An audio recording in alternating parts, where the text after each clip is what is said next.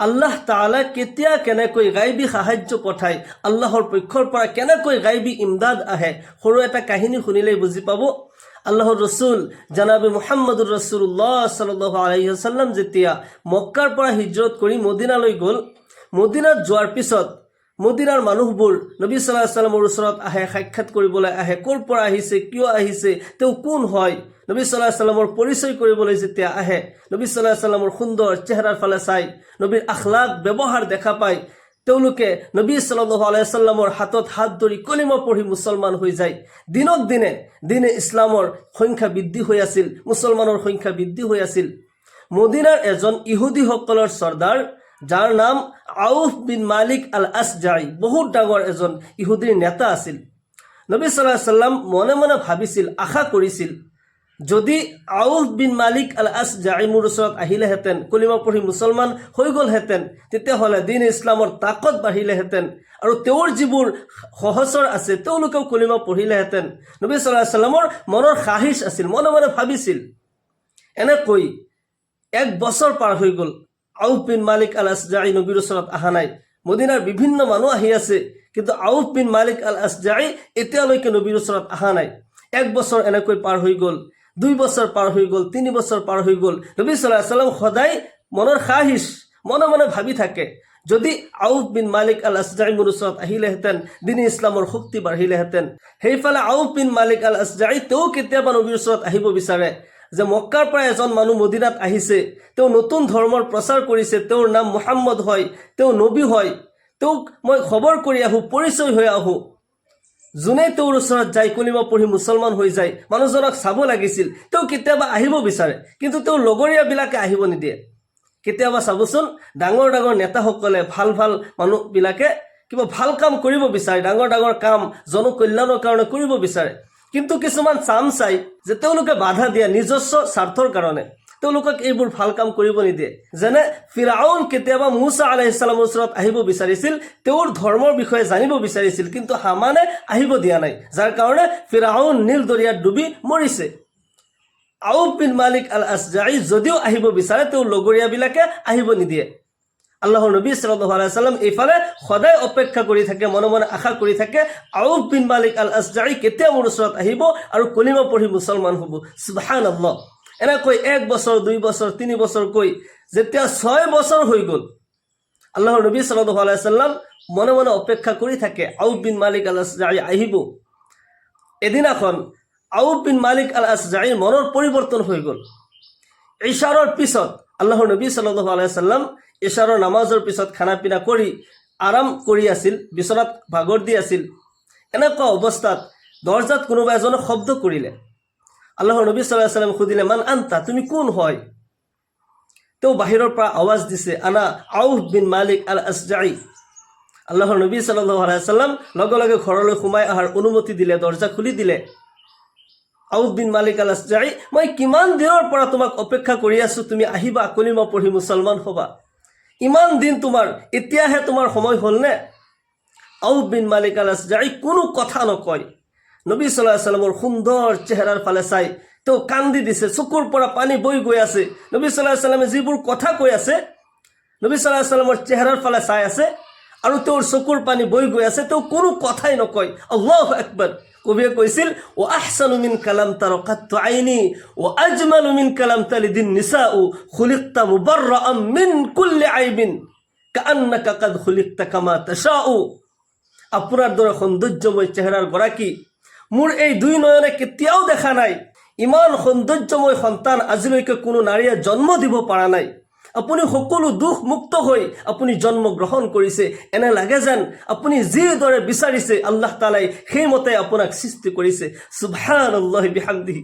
আউফ bin মালিক আল আসজাই আল্লাহৰ নবী সাল্লাল্লাহু আলাইহি ওয়াসাল্লামৰ চেহাৰাৰ ফালে চাই আছে, চকুৰ পানী বৈ গৈ আছে। অটোমেটিক আউফ বিন মালিক আল আসজাই নবী সাল্লাল্লাহু আলাইহি ওয়াসাল্লামৰ কদমত পৰি গ'ল আৰু কান্দি দিলে, ইয়া ৰাছূলুল্লাহ, ইয়া হাবিবাল্লাহ, আপুনি সত্য নবী হয়, আপুনি মোক কলিমা পঢ়াই দিয়ক। নবী সাল্লাল্লাহু আলাইহি ওয়াসাল্লামৰ হাতত হাত ধৰি কলিমা পঢ়িলে, লা ইলাহা ইল্লাল্লাহু মুহাম্মাদুৰ ৰাছূলুল্লাহ সাল্লাল্লাহু আলাইহি ওয়াসাল্লাম।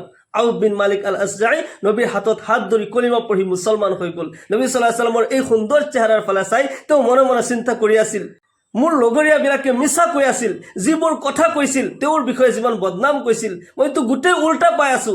ইমান সৌন্দৰ্যময় চেহেৰাৰ গৰাকী কেতিয়াও মিছা হ'ব নোৱাৰে। তেওঁ সত্য নবী হয়, তেওঁ নিশ্চয় আল্লাহ ৰব্বুল আলামিনৰ প্ৰেৰিত দূত হয়। এইজন সৌন্দৰ্যময় চেহেৰাৰ গৰাকী, ইমান সুন্দৰ ব্যৱহাৰৰ মালিক, তেওঁ কেতিয়াও মিছা হ'ব নোৱাৰে। তেওঁ সত্য নবী হয়, তেওঁ নিশ্চয় আল্লাহ ৰব্বুল আলামিনৰ দূত হয়। তেওঁ লগে লগে কলিমা পঢ়ি মুছলমান হৈ গ'ল। আল্লাহৰ ৰসুল সাল্লাল্লাহু আলাইহি ওয়াসাল্লাম আউফ বিন মালিক আল আসজাঈক ক'লে যে তুমি মুছলমান হৈছা, এতিয়া তুমি ধৈৰ্য ধৰিব লাগিব। আল্লাহ ৰব্বুল আলামিন মুমিন মুছলমানসকলক ইমানৰ পৰীক্ষা কৰি থাকে। বিভিন্ন সময়ত বিভিন্ন মাসাইব আহিব, বিভিন্ন বিপদ আপদ আহিব, তুমি ধৈৰ্য ধৰিব লাগিব।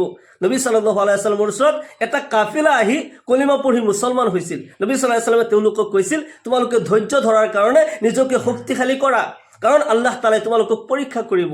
তোমালোকে ইমানৰ মাজত টিকি থাকিবলৈ নিজকে শক্তিশালী কৰা, কাৰণ এজন সোণাৰীয়ে যেতিয়া নেকি এটা অলংকাৰ তৈয়াৰ কৰে, প্ৰথমতে সোণ বা ৰূপ তাক জুইত জ্বলাই, তাক কোবাই বহুত মেৰামতি কৰাৰ পিছত এটা সুন্দৰ এটা অলংকাৰলৈ পৰিণত হয়। আল্লাহ ৰব্বুল আলামিন মানুহক যেতিয়া দুনিয়াত পঠাইছে, বিভিন্ন সময়ত বিভিন্ন পৰীক্ষা কৰিব। যদি ইমান শক্তিশালী হয়, তেতিয়া আল্লাহ ৰব্বুল আলামিন সেই মুমিনৰ কাৰণে আখিৰাতত স্পেচিয়েল জান্নাত তৈয়াৰ কৰি ৰাখিছে। আল্লাহ তাআলাই নিজে কোৰআনে কাৰিমত কয়, وَلَنَبْلُوَنَّكُمْ بِشَيْءٍ مِّنَ الْخَوْفِ وَالْجُوعِ وَنَقْصٍ مِّنَ الْأَمْوَالِ وَالْأَنفُسِ وَالثَّمَرَاتِ وَبَشِّرِ الصَّابِرِينَ। আমি নিশ্চয় কেতিয়াবা তোমালোকক কিছু ভোগ, ভয়, ভীতি, জান মালৰ ক্ষয়ক্ষতি, ফয় ফচল আদিৰ বিনষ্টৰ মাধ্যমত তোমালোকৰ ইমানৰ ইমতিহান কৰি থাকিম, পৰীক্ষা লৈ থাকিম। হে নবী, আপুনি সুসংবাদ দিয়ক সেইসকল ধৈৰ্য ধাৰণকাৰী, যিসকলে নেকি বিপদৰ সময়ত ধৈৰ্য ধৰে, মাসাইবৰ সময়ত ধৈৰ্য ধৰে আৰু আল্লাহ তাআলাৰ ওপৰত মদত বিচাৰে, আল্লাহ তাআলাৰ পৰা মদত বিচাৰে, ইয়াকিন ৰাখি পেলাই আল্লাহৰ পৰা মদত বিচাৰে, নাশুকৰি নকৰে। অবাশিৰিছ সাবিৰিন, সেইসকল ধৈৰ্য ধাৰণকাৰীসকলৰ কাৰণে সুসংবাদ হয়, আখিৰাতত তেওঁলোকৰ কাৰণে জান্নাত ৰাখি থৈছোঁ। আল্লাহু আকবাৰ। সেইকাৰণে মাসাইব আহিলে মুছলমানসকলে ধৈৰ্য ধৰিব লাগিব, বিপদ আহিলে মুমিন মুছলমানসকলে ধৈৰ্য ধৰিব লাগিব। আউফ বিন মালিক আল আসজাঈ যেতিয়া ইমান আনিলে, কলিমা পঢ়ি মুছলমান হ'ল, ঘৰলৈ যোৱাৰ পিছত তেখেতৰ বিবিক দাৱাত দিছে, হে মোৰ প্ৰাণৰ স্ত্ৰী, মই মুহাম্মদৰ ওচৰত গৈছিলোঁ, নবী মুহাম্মদুৰ ৰাসূলুল্লাহ সাল্লাল্লাহু আলাইহি ওয়াসাল্লামৰ ওচৰত গৈছিলোঁ, মই কলিমা পঢ়িছোঁ, ইমান আনিছোঁ, তেওঁ নিশ্চয় সত্য নবী হয়। তেওঁৰ সুন্দৰ চেহাৰাৰ ফালে চাই মই বুজি পোৱা আৰু বাকী নাথাকিল যে তেওঁ আল্লাহ ৰব্বুল আলামিনৰ প্ৰেৰিত ৰাসূল হয়, তেওঁ নিশ্চয় সত্য নবী হয়। এই কথা শুনাৰ লগে লগে আউফ বিন মালিক আল আসজাঈৰ বিবিয়েও কলিমা পঢ়ি মুছলমান হৈ গ'ল। সুবহানাল্লাহ। এতিয়া কাফিৰসকলে, যিসকল ইহুদিয়ে আউফ বিন মালিক আল আসজাঈৰ অনুসৰণ কৰি আছিল, তেওঁলোকে দেখিলে যে আমাৰ নেতা মুছলমান হৈ গ'ল, এতিয়া আমি কি কৰোঁ? তেওঁলোক বিপদত পৰিলে। আউফ বিন মালিক আল আসজাঈৰ এজন পুত্ৰ আছিল, যাৰ নাম নেকি সালিম। ইহুদীসকল তেওঁৰ ওচৰত গ'ল আৰু কৈ আছে, তোমাৰ বাবাটো গুমৰাহ হৈ গৈছে, তেওঁ মুছলমান হৈ গৈছে, নতুন ধৰ্ম কবুল কৰিছে, তুমি গুমৰাহ নহবা, তুমি আমাক নেতৃত্ব দিয়া, তুমি আমাৰ নেতা হৈ যোৱা। সালিমে এই কথা শুনাৰ পিছত তেওঁ ভাবিলে যে মই এওঁলোকৰ কথানো কি বিশ্বাস কৰিম, মই ঘৰত যাই লওঁ, আব্বা আম্মাৰ লগত কথা পাতি লওঁ আৰু ঘটনা কি জানি লওঁ। যেতিয়া নেকি তেওঁ আহি সুধিলে, সালিমে সুধিলে, বাবা মাক সুধিছে যে এনেকুৱা কথা শুনিছোঁ, সত্য নেকি? আউফ বিন মালিক আল আসজাঈ নবী সাল্লাল্লাহু আলাইহি ওয়াসাল্লামৰ গোটেই ডিটেইলছ পুত্ৰৰ আগত দাঙি ধৰিলে যে এনেকুৱা কথা, তেওঁ কেতিয়াও মিছা হ'ব নোৱাৰে। পুত্ৰই যেতিয়া এই কথা শুনিলে, তেওঁ লগে লগে একে বাক্যত পঢ়িলে, লা ইলাহা ইল্লাল্লাহু মুহাম্মাদুৰ ৰাসূলুল্লাহ। সালিমে কলিমা পঢ়ি ইমান আনাৰ পিছত বাপেকক কৈ আছে, হে মোৰ বাবা, আপুনি কেতিয়াও ভুল ডিচিশ্যন ল'ব নোৱাৰে, ভুল সিদ্ধান্ত ল'ব নোৱাৰে। আপোনাৰ দৰে এজন বিজ্ঞ ব্যক্তিয়ে কেতিয়াও ভুল সিদ্ধান্ত ল'ব নোৱাৰে। আপুনি যিটো সিদ্ধান্ত লৈছে, ভাল সিদ্ধান্ত লৈছে। সেইবুলি তেওঁলোকে গোটেইখিনি যাতে ইমান আনিলে। পিছদিনা সালিমে ইমান আনাৰ পিছত সকলোৱে গম পাই গ'ল যে তেওঁলোক গোটেইখিনিয়ে সপৰিয়ালে ইমান আনি ল'লে, মুহাম্মদৰ ধৰ্ম তেওঁলোকে কবুল কৰিছে। এতিয়া তেওঁলোক গোটেই দুশ্মন হৈ গ'ল। যিজনক নেকি আগৰ পৰা নেতা মানি আছিল, এওঁলোক এতিয়া দুশ্মন হৈ গ'ল। এওঁলোকে এতিয়া চাল চলনা কৰিবলৈ চেষ্টা কৰি আছে, কেনেকৈ এওঁলোকক ধ্বংস কৰিব পাৰি, কেনেকৈ ক্ষতি কৰিব পাৰি। সালিম এদিনাখন বজাৰত গ'ল কিবা বস্তু আনিব। বাবা মাতো বজাৰত যাব নোৱাৰে, যাৰ কাৰণে পুত্ৰক পঠাইছে, তুমি বজাৰত যোৱা, কিবা বস্তু লৈ আহা। ৰাস্তাৰ পৰা ইহুদীসকলে কিডনেপ কৰিলে। অপহৰণ কৰি বহুত দূৰ এক পাহাৰৰ গুফাত নি চালিমক বন্দী কৰি ৰাখি থৈছে। এইফালে ঘৰত মা বাবা অপেক্ষা কৰি আছে চালিম বজাৰৰ পৰা আহিব। অপেক্ষা কৰি কৰি গোটেই দিন পাৰ হৈ গ'ল, ৰাতি হৈ গ'ল, চালিম এতিয়ালৈকে অহা নাই। গোটেই ৰাতি অপেক্ষা কৰিলে, চালিম ঘৰলৈ অহা নাই। ৰাতি পাৰ হ'ল, পিছদিনা চাৰিওফালে বিচাৰিছে। এদিন দুদিনকৈ 7 দিন যেতিয়া হৈ গ'ল, মা বাবা চাৰিওফালৰ পৰা বিচাৰিলে, ক'তোৱে নাপালে। তেওঁলোকে বুজি পোৱা আৰু বাকী নাথাকিল যে নিশ্চয় এই কাণ্ড এই ইহুদীসকলে কৰিছে, আমাৰ লগত দুশ্মনীৰ কাৰণে পুত্ৰক অপহৰণ কৰিছে। তেওঁলোকে ঘৰত এইফালে খাবলৈ একো নাই, যিবোৰ বস্তু আছিল ইতিমধ্যে শেষ হৈ গৈছে। তেওঁলোকে এতিয়া ক'ত যাব, কি কৰিব? এইফালে ঘৰত খাবলৈ একো নাই, এইফালে পুত্ৰ ঘৰত নাই। দুটা দুখ মনত লৈ নবী সাল্লাল্লাহু আলাইহি সাল্লামৰ দৰবাৰত যাই হাজিৰ হ'ল। আউফ বিন মালিক আল আসজাই নবীৰ দুৱাৰত যাই কান্দি দিছে, ইয়া ৰাসূলুল্লাহ, ইয়া হাবিবাল্লাহ, দুটা দুখ, দুটা কষ্ট লৈ আপোনাৰ দৰবাৰত হাজিৰ হৈছোঁ ইয়া ৰাসূলুল্লাহ। এক নম্বৰ হৈছে যে মোৰ পুত্ৰ আজি 7 দিন হৈছে, মোৰ পুত্ৰ ঘৰত নাই, বজাৰত গৈছিল, এতিয়ালৈকে অহা নাই।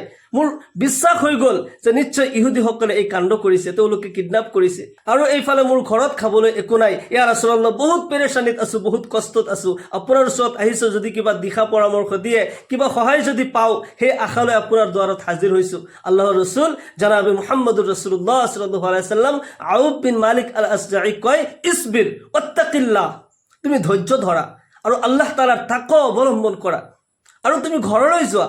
নবী সাল্লাল্লাহু আলাইহি সাল্লাম 3টা নসিহত কৰিছে। 1 নম্বৰ, তুমি ধৈৰ্য ধৰা। 2 নম্বৰত, আল্লাহ তাআলাৰ তাকৱা অৱলম্বন কৰা। 3য় নম্বৰত, তুমি পঢ়ি থাকা লা হাওলা ওয়ালা কুওয়াতা ইল্লা বিল্লাহ, লা হাওলা ওয়ালা কুওয়াতা ইল্লা বিল্লাহ, বেছি বেছিকৈ পঢ়ি থাকা।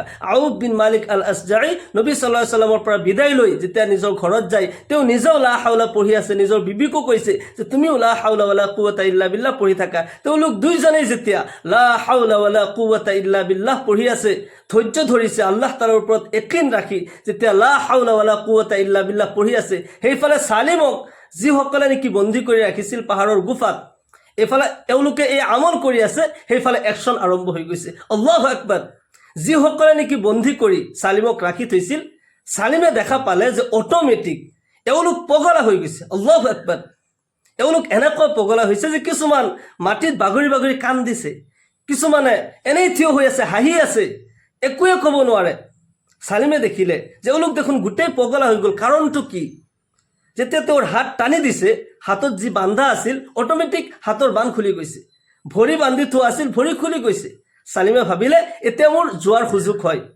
কোনোবাই বাগৰি বাগৰি কান্দিছে, কোনোবাই মাথা মাৰি আছে পাহাৰত, কিছুমানে এনেই হাঁহি আছে, তেওঁলোকৰ বিভিন্নজনৰ বিভিন্ন অৱস্থা। আল্লাহ তাআলাৰ কি কুদৰত! চালিম যেতিয়া লাহে লাহে লাহে লাহে পাহাৰৰ গুফাৰ পৰা ওলাই আহিছে, তেওঁলোকে ক'বই নোৱাৰে, লগৰ যিখিনি আছিল ক'বই নোৱাৰে। চালিম ওলাই আহি তেওঁ চিন্তা কৰিছে, আজি ইমান দিন হৈ গ'ল, মই ইয়াত বন্দী হৈ আছোঁ, ঘৰত মোৰ মা বাবা কি অৱস্থাত বা আছে, তেওঁলোকে কিবা খাবলৈ পাইছেনে নাই।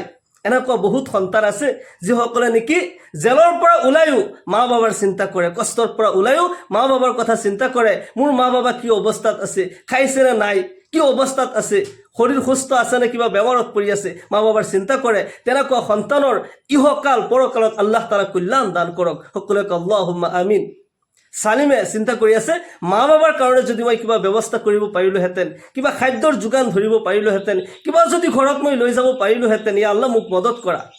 তেওঁ মনে মনে চিন্তা কৰি কৰি যেতিয়া আগবাঢ়ি যায়, কিছু দূৰ যোৱাৰ পিছতেই দেখা পালে বহুত ডাঙৰ ছাগলীৰ এটা ছাগলীৰ ফাৰ্ম আছে, য'ত নেকি 4000 ছাগলী একেলগে আছে।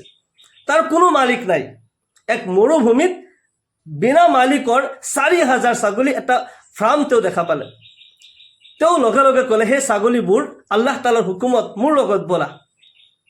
তেওঁ ক'বলৈহে পালে গোটেই ছাগলীবোৰ তেওঁৰ পিছে পিছে আহিবলৈ ধৰিলে। আল্লাহু আকবাৰ। আল্লাহ তাআলা কেনেকৈ মানুহক গাইবী সহায় কৰে চিন্তা কৰক। চালিম যেতিয়া ঘৰত যায় মাত লগাইছে, ৰাতি হৈ গ'ল, মাত লগাইছে, বাহিৰৰ পৰা যেতিয়া দৰজাত শব্দ কৰিছে, ঘৰৰ পৰা মা বাবাই কৈছে কোন হয়, তেওঁ কৈছে মই চালিম হয়। দৰজা খুলি দিলে, ঘৰত আহিলে, মা বাবাই দেখিলে ঘৰৰ চাৰিওফালে ছাগলী। ইমান ছাগলী ক'ৰ পৰা আহিল? চালিমে কৈ আছে আল্লাহ তাআলাৰ পক্ষৰ পৰা আমাক আল্লাহ তাআলাই দান কৰিছে। সুবহানাল্লাহ। চালিমৰ বাবা আউফ বিন মালিক আল আসজাই কৈ আছে, নহয়, এইবোৰ ছাগলী আমাৰ নহয়, আমিতো ইয়াৰ মালিক নহয়, কেনেকৈ আমি এইবোৰ খাব পাৰোঁ, আমাৰ কেনেকৈ হ'ব পাৰে? আমি এইবোৰ ছাগলী আমাৰ নিজৰ বুলি কেতিয়াও ভাবিব নোৱাৰোঁ। আমি নবী সাল্লাল্লাহু আলাইহি wasallamৰ পৰামৰ্শ ল'ব লাগিব। পিছদিনা যেতিয়া গোটেইখিনি চালিম, তাৰ মাক বাপেক চবেই এই গোটেইখিনি ছাগলী লৈ নবী সাল্লাল্লাহু আলাইহি wasallamৰ দৰবাৰত হাজিৰ হয়। ইয়া ৰাছূলুল্লাহ, ইয়া হাবিবাল্লাহ, এনেকুৱা ঘটনা। চালিম এনেকুৱাকৈ গুহাৰ পৰা ওলাই আহিছে। গোটেইখিনি যেতিয়া ক'লে, তেওঁৰ লগত এই ছাগলীখিনি নিজে নিজে আহিছে। এই ছাগলীৰ কোনো মালিক বিচাৰি পোৱা নাই। এইবোৰ আমি কি কৰোঁ? আল্লাহৰ নবী সাল্লাল্লাহু আলাইহি wasallam চিন্তা কৰি আছিল এওঁলোকক কি পৰামৰ্শ দিয়া যায়। আল্লাহৰ পক্ষৰ পৰা হযৰতে জিব্ৰাইল আলাইহিস সালাম নাজিল হৈ গ'ল আৰু কৈ আছে, ইয়া ৰাছূলুল্লাহ, এইবোৰ ছাগলী তেওঁলোকৰ হয়, আল্লাহ তাআলাই তেওঁলোকক মালিক বনাই দিছে। এটা আয়াত নাজিল হৈ গৈছে, ومن يتق الله يجعل له مخرجا ويرزقه من حيث لا يحتسب। نزلت هذه الآية عوف বিন মালিক আল আসজাঈ। এই আয়াত নাজিল হৈছে আউফ বিন মালিক আল আসজাঈৰ উদ্দেশ্য কৰি। তেওঁৰ শানত আল্লাহ তাআলাই কোৰআনে কাৰিমত এটা আয়াত নাজিল কৰি দিছে, যিসকলৰ অন্তৰত আল্লাহ তাআলাৰ তাকওয়া আছে, যিসকলে নেকি তাকওয়া অৱলম্বন কৰে, তেওঁলোক যেতিয়া বিপদত পৰে আল্লাহ তাআলাই তেওঁলোকক সেই বিপদৰ পৰা উদ্ধাৰ হোৱাৰ যিকোনো এটা ৰাস্তা ওলাই দিয়ে, যিকোনো এটা ব্যৱস্থা কৰি দিয়ে। ইন্নাল্লাহা ইয়াৰযুকু মান ইয়াশাউ বিগৈৰি হিসাব। নিশ্চয় আল্লাহ ৰাব্বুল আলামিন তেওঁলোকক বেহিসাব ৰিজিক দান কৰে। সেই ঠাইৰ পৰা ৰিজিকৰ ব্যৱস্থা আল্লাহ তাআলাই কৰি দিয়ে, য'ত নেকি কোনোদিন কল্পনাও কৰা নাছিল। আল্লাহু আকবার। আউফ বিন মালিক আল আসজাঈ এই গোটেইখিনি ছাগলী লৈ তেওঁ নিজৰ ঘৰলৈ উভতি গ'ল। সেইকাৰণে যেতিয়া বিপদ আহে বেছিকৈ লা হাওলা ওয়ালা কুওয়াতা ইল্লা বিল্লাহ, আল্লাহ তাআলাৰ ওপৰত ইয়াকিন ৰাখি ধৈৰ্য ধৰি বিপদ আহিলে এক নম্বৰ হৈছে আমি ধৈৰ্য ধৰিব লাগিব। আমি অধৈৰ্য হ'ব নালাগে, কাৰণ মুমিনৰ জীৱনত বিপদ আহিবই, বালা মুসিবত আহিবই। এয়াইতো ইমানৰ পৰীক্ষা। আমি ইমানৰ পৰীক্ষা বুলি ধৈৰ্য ধৰিব লাগিব। ২ নম্বৰত তাকওয়া অৱলম্বন কৰিব লাগিব, যে নিশ্চয় এই বিপদৰ পৰা উদ্ধাৰ এজনেই কৰিব পাৰিব, সেইজন হৈছে আল্লাহ। আমি যিমান চেষ্টা কৰিও এই বিপদৰ পৰা উদ্ধাৰ হ'ব নোৱাৰোঁ। নিশ্চয় আমি চেষ্টা কৰিব লাগিব, কিন্তু আল্লাহৰ ওপৰত ইয়াকিন ৰাখি যে নিশ্চয় আল্লাহ তাআলাই সহায় কৰিলে এইবোৰ বিপদ আঁতৰি যাব, অন্ধকাৰ দূৰ হৈ নিশ্চয় পোহৰ আহিব। আল্লাহ তাআলাই নিশ্চয় আমাক সহায় কৰিব। বিপদত পৰিলে ১ নম্বৰ ধৈৰ্য ধৰা, ২ নম্বৰ তাকওয়া অৱলম্বন কৰা, আল্লাহ তাআলাৰ ওপৰত ইয়াকিন ৰাখা, ৩য় নম্বৰত বেছিকৈ লা হাওলা ওয়ালা কুওয়াতা ইল্লা বিল্লাহ। অৱস্থাৰ পৰিৱৰ্তন একমাত্ৰ আল্লাহই কৰিব পাৰে, অন্য কোনেও আমাৰ অৱস্থাৰ পৰিৱৰ্তন কৰিব নোৱাৰে। সেইকাৰণে বেছিকৈ বিপদৰ সময়ত লা হাওলা ওয়ালা কুওয়াতা ইল্লা বিল্লাহ 2 ৰাকাত সালাতুল হাজতৰ নামাজ পঢ়ি, যেতিয়া কোনো বিপদ আহে 2 ৰাকাত সালাতুল হাজতৰ নামাজ পঢ়ি যাই নামাজত বহি যিমান বেছি পাৰে লা হাওলা ওয়ালা কুওয়াতা ইল্লা বিল্লাহ আল্লাহ তাআলাক হাজিৰ নাজিৰ কৰি যদি পঢ়ি থাকে, আল্লাহ তাআলাই নিশ্চয় বিপদ যিমানেই কঠিন নহওক, অন্ধকাৰ যিমানেই গভীৰ নহওক, আল্লাহ ৰাব্বুল আলামিন তাৰ পৰা ওলোৱাৰ যিকোনো এটা ৰাস্তা কৰি দিব। মহান আল্লাহ তাআলাই আমাক সকলোকে দিনৰ সহি সমাজ দান কৰক, সকলোকে ইহকাল পৰকালৰ কল্যাণ দান কৰক। সকলোকে আল্লাহুম্মা আমিন। ওয়া আখিৰু দাওয়ানা আনিল হামদুলিল্লাহি ৰাব্বিল আলামিন। আসসালামু আলাইকুম ওয়া ৰাহমাতুল্লাহি ওয়া বাৰাকাতুহু।